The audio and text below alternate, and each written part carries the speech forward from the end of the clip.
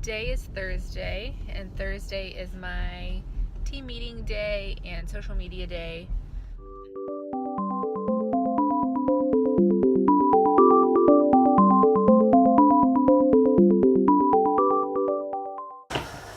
We'll do the webinar vlog stuff first, and maybe we could talk about if we want to pull up the lists of the things that we plan on talking about and how we kind of do that process. Yeah.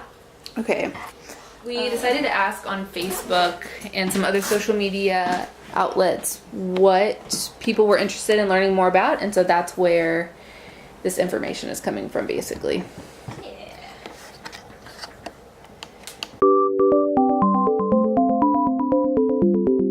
I don't like Ricky Bobby. I don't know where to put my hands. Alright, anyway.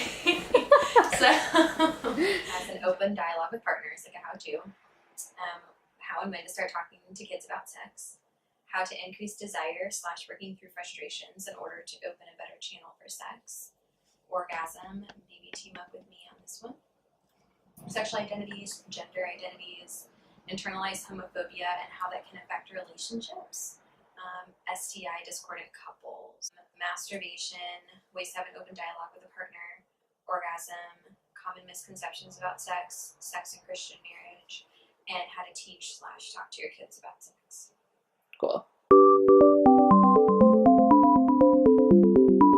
So I know based on last week when we talked about the female orgasm, it seemed like there was a lot that could be covered in that. Like we could almost do a webinar on orgasm.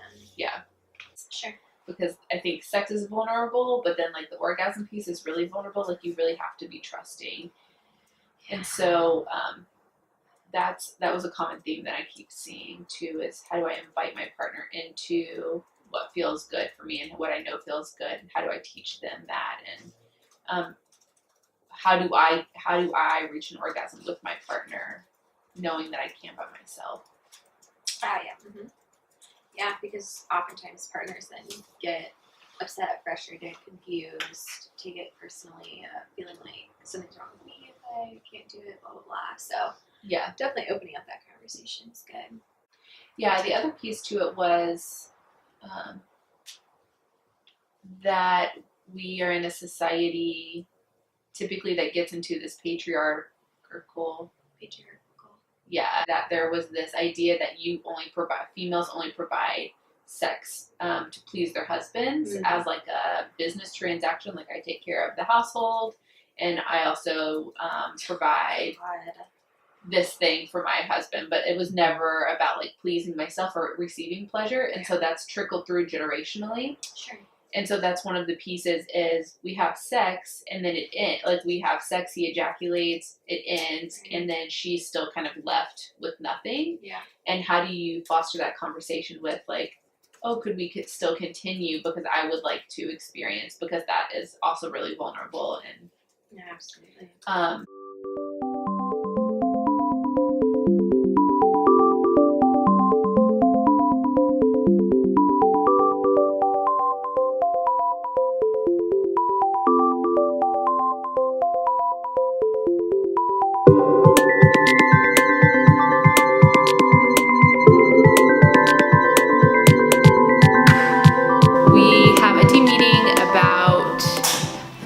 Any questions that the therapist have admin-wise. We go over some cases, some consultation pieces, and just really check in and do some encouragements around what everybody's been experiencing.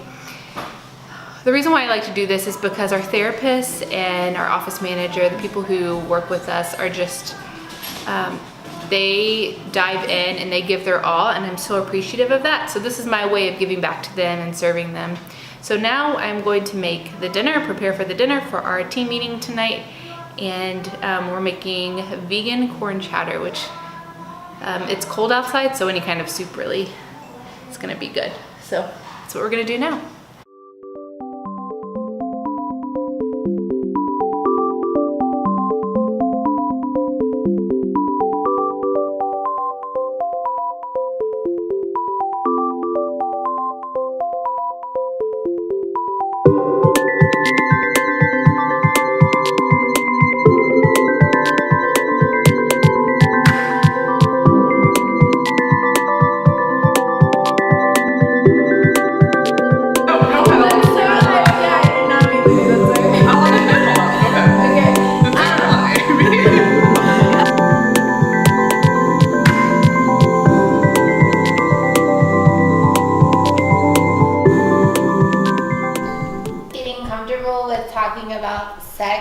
understanding other people's views on it?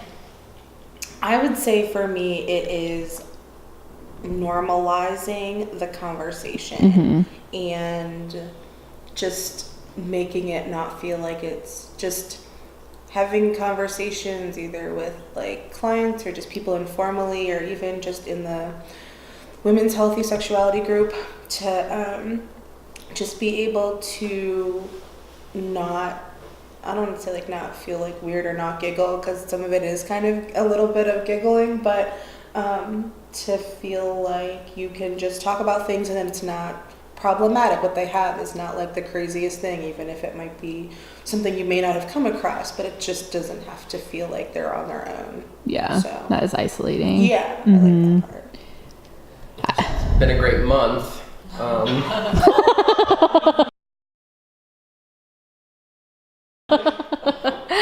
I would say if I could expand the question to not just sex therapy, but sexuality, like the field. Is that okay? Yeah. Because it's been a little longer.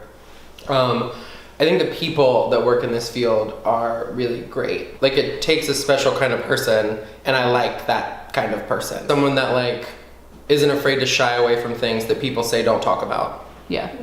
Or that people are uncomfortable talking about. And I appreciate that. I like that a lot. Yeah, this morning when we were having that vlog meeting and you and Julie were talking about the webinar, I typed out in my notes, shatter the patriarchy, and I don't know like what other field I could type that in notes and be a part of, you know? I appreciate that. What does that mean? Shatter the patriarchy.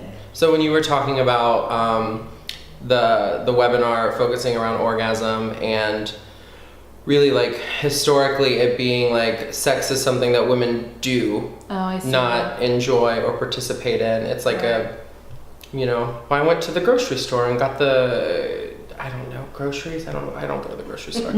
But like I did this thing today and this thing today and I had sex today, and like it was just a thing, like something to be done, not something to enjoy. And so then you started talking about patriarchal systems and stuff like that. And so I typed that out in the notes. That's cool. What I like a lot about working in this space is seeing couples and seeing people who come in and feel like like they can't talk about this, that they don't know how to talk about this, that they feel really, like you were saying, isolated or like don't even know how to foster that conversation, and it's created a divide somehow in their relationship. And to see, like, as we start to work on this intimacy, as we start to create a new messaging around sex, like they come in thinking sex is one thing and they leave with something completely different and beautiful and bonding, and it feels like their relationship is just like a team versus like two individuals. That feels like the coming together of all of that just feels so beautiful, like dead grass that's like turned into this beautiful field or something. Like I don't know, it just feels really wholesome to me to see that and to feel like we're helping create that for people, and that we're giving them that space to sit there and like try and be vulnerable, or like allow them to go to that space. And yeah, I like that.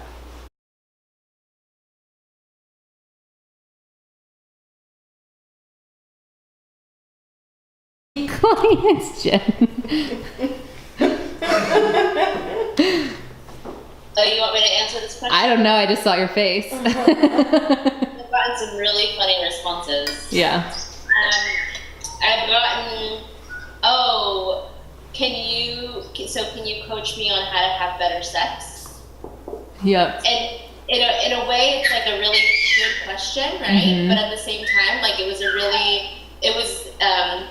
the setting was really awkward, and there was some really strange undertones to the question.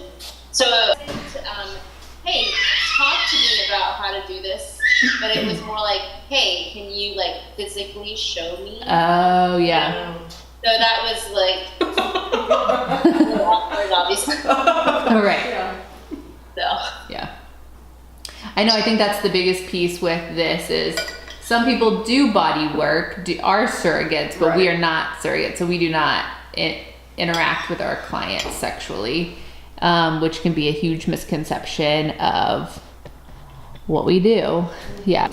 So since I started working in this field, I've gotten all sorts of reactions from people. Everything from like, oh my gosh, sex therapy, like what do you do in that? Like how exactly do you do sex therapy, to, well, your husband must be like the happiest guy in the world. Yeah. You know, but I think it's interesting. There's always people have an interest in it, like whether they want to admit it or not. So whether they think it's taboo, or some people are like, wow, that's so cool, like help me understand. To me, like normalizing what sex therapy is, and that it's like okay to be able to come to sex therapy and talk about your relationship and improve the intimacy. And I feel like since I've been doing it and taught and had more of those conversations, like people are more accepting of it, or they understand it, have a better understanding of what it is and what it all entails, which is, I'm glad that people are more accepting of it.